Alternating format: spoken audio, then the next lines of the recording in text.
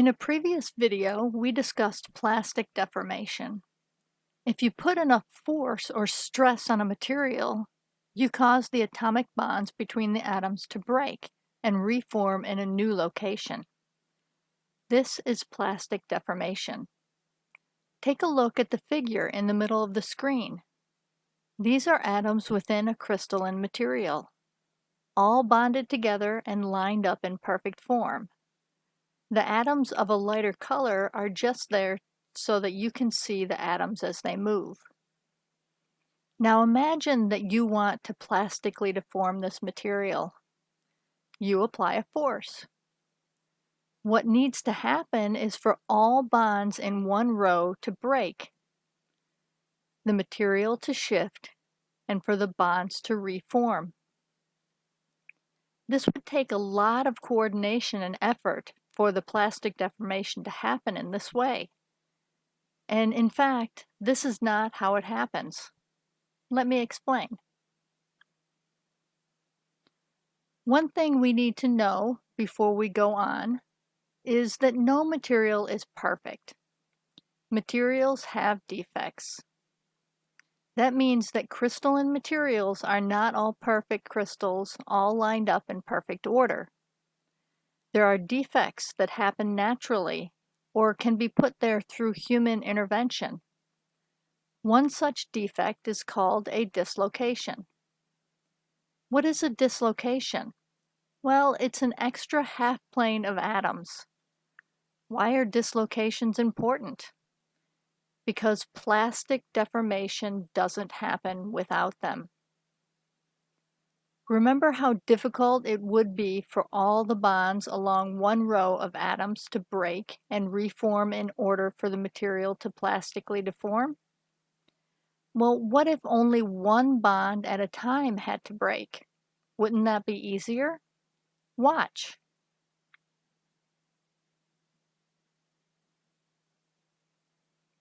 That is much easier. Now, this is not exactly how it happens, but you get the point.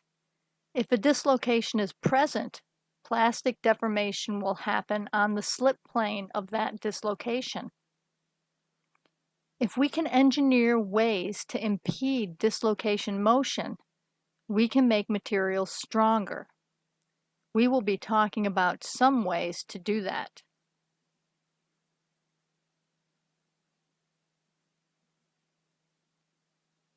When crystalline materials solidify, they may solidify in different locations. In these different locations, crystals will start to grow. What happens when these crystals meet? Well, crystals themselves are called grains. Where the grains meet each other, the crystal orientations will be different, and they will create what is called grain boundaries.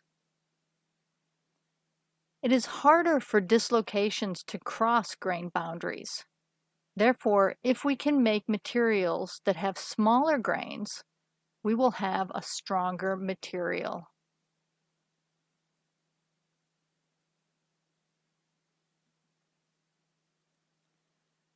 Why aren't cars made from pure iron? Or why is jewelry not made of pure gold? Because iron is not as strong as steel, even though steel is mostly iron. And 18 karat and 10 karat gold, which is usually used to make jewelry, is stronger than 24 karat gold. But why? If steel is mostly iron and can contain less than 1% carbon, why is it so much stronger? It's the same reason that brass is stronger than copper. Let's take a look. Remember iron? It has a face-centered cubic structure.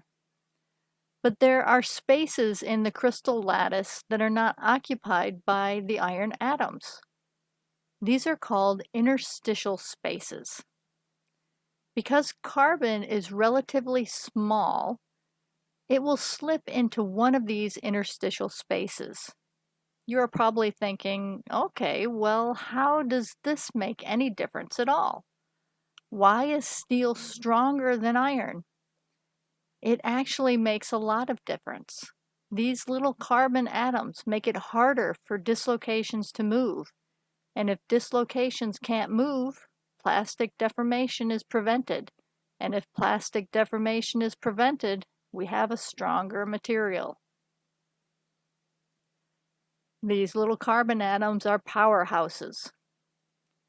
So what about brass? Does it work the same way as iron? Well, yes and no. Let me explain. In the case of brass, we have what is called a substitutional defect.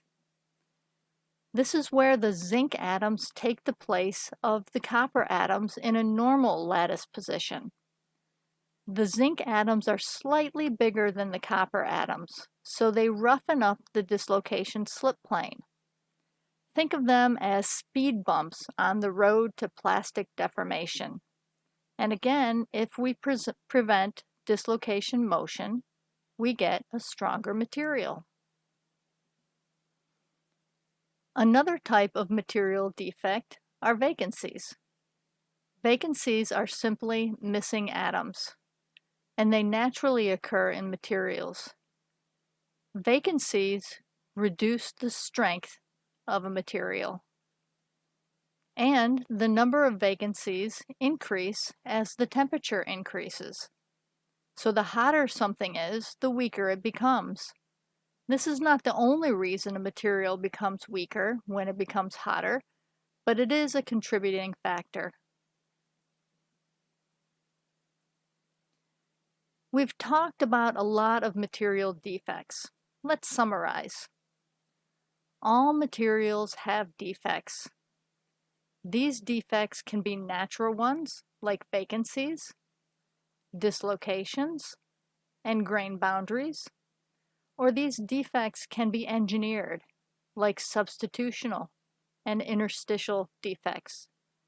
But don't get me wrong, all of these defects can occur naturally, and all of them can be manipulated and engineered to suit our purposes.